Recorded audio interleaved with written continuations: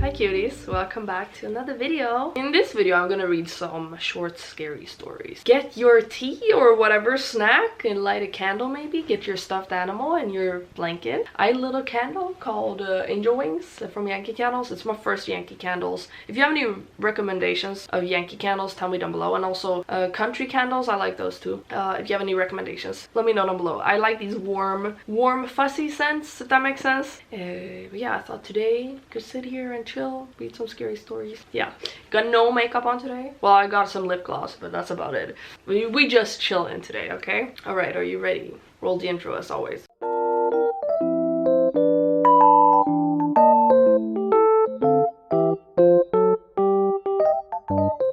30 very short tales of horror that are better than most scary movies you watched. Okay, I don't think I'll read all of them, but I guess I could read like a little bit and then I can read it in another video because they aren't that short. They aren't like the one sentence horror stories we read before. They are a little bit longer, so I guess I could make another video like this later. If you want, let me know. The best feeling is getting a long peel similar to your skin when you're peeling from a sunburn. So that's like the intro, because there's a picture of the intro, like whatever, and then the story starts. We bought an old house, my boyfriend and I. He's in charge of the new construction, converting the kitchen into the master bedroom, for instance, while I'm on wallpaper removal duty.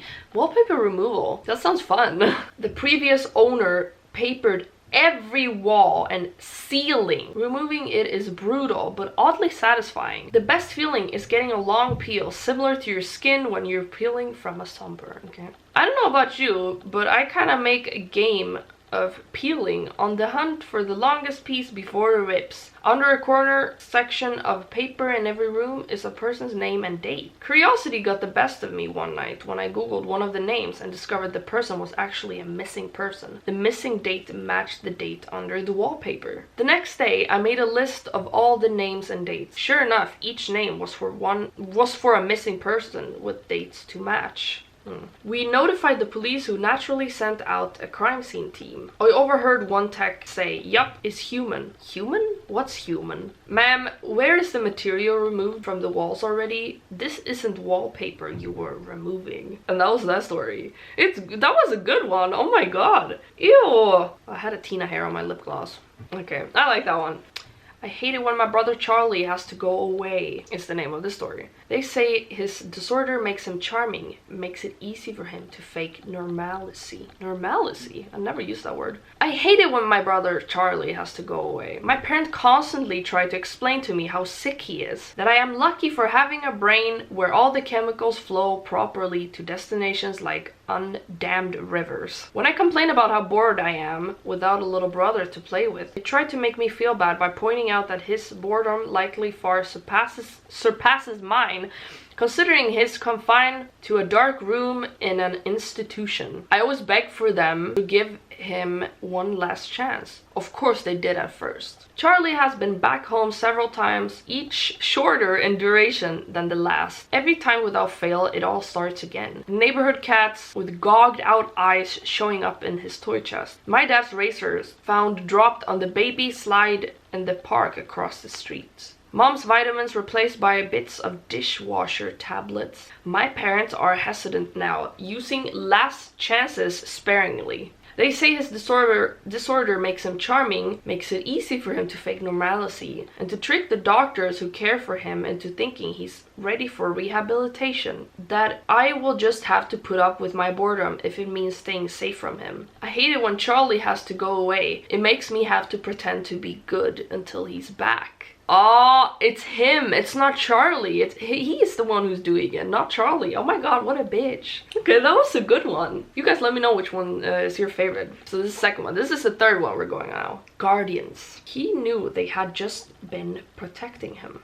Okay. He woke to the huge insect-like creatures looming over his bed and screamed his lungs out. They hastily, what is that? left the room, and he stayed up all night, shaking and wondering if it had been a dream. The next morning there was a tap on the door. Gathering his courage, he opened it to see one of them gently place a plate filled with fried breakfast on the floor, then retreat to a safe distance. Bewildered, he accepted the gift. The creatures shuddered excitedly.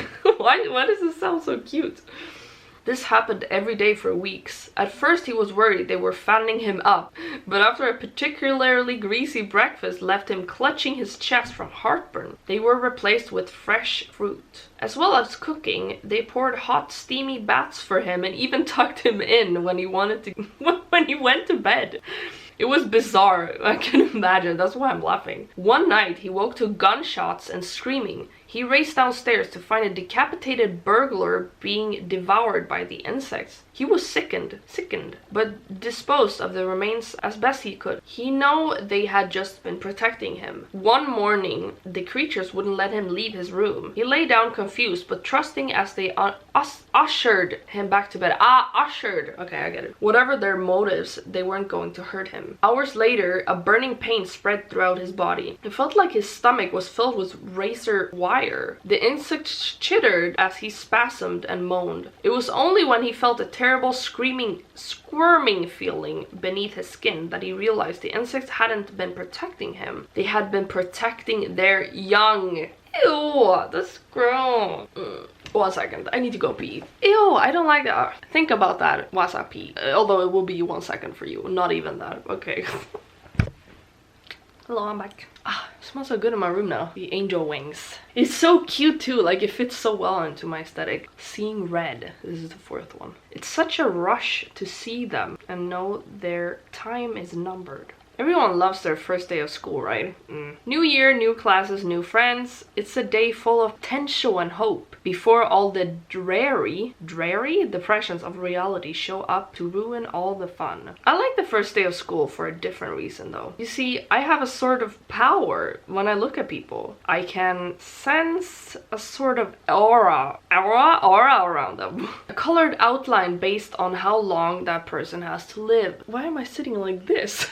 Most everyone I meet around my age is surrounded by a solid green hue, which means they have plenty of time left. A fair amount of them have a yellow-orangey ting left to the eras, which tend to mean a car crash or some other tragedy. Anything that takes people before their time, as they say. The real fun is when their auras venture into the red end of the spectrum though. Every now and then I'll see someone who's basically a walking stoplight. Those are the ones who get murdered or kill themselves. It's such a rush to see them and know their time is numbered. With that in mind, I always get to class very early so I can scout out my classmates' fates. The first kid who walked in was basically radiating red. I chuckled to myself. Too damn bad, bro. But as people kept walking in, they all had the same intense glow. I finally caught a glimpse of my rose-tinted reflection in the mirror, but I was too stunned to move. Our professor stepped in and locked the door. His aura is a sickening shade of green. Oh, I get it. That's a good story too. That's very interesting. Again, let me know which one's your favorite. Oh my god. Okay, 5th. They got the definition wrong. Insanity is realizing you no longer fall asleep. It has been said that the definition of insanity is doing the same thing over and over and expecting different results. I understand the sentiment behind the saying, but it's wrong. I entered the building on a bet. I was strapped for cash and I didn't buy into the old legends of the hotel to begin with. So $50 was more than enough to get me to do it. It was simple. Just reach the top floor, the 45th floor, shine my flashlight from a window. The hotel was old and broken, including the elevator, so that meant hiking up the stairs. So up the stairs I went. As I reached each platform, I noted the old brass plaques displaying the floor numbers. 15, 16, 17, 18. I felt a little tired as I crept higher, but so far no ghosts, no cannibals, no demons. piece of cake. I can't tell you how happy I was as I entered the last stretch of numbers. I joyfully counted them aloud at each platform. 40, 41, 42, 43, 44, 44. I stopped and looked back down the stairs. I must have miscounted. So I counted up. 44. One more flight. 44. And then down 10 flights. 44. 15 flights. 44. And so it's been for as long as I can remember. So really, insanity isn't doing something repeatedly and expecting different results. It's knowing that the results will never ever change. That each door leads to the same staircase, to the same number. It's realizing you no longer fall asleep. It's not knowing whether you've been running for days or weeks or years. It's when the sobbing slowly turns into laughter. That one's interesting. I like that one. Okay, let's do one more. My daughter learned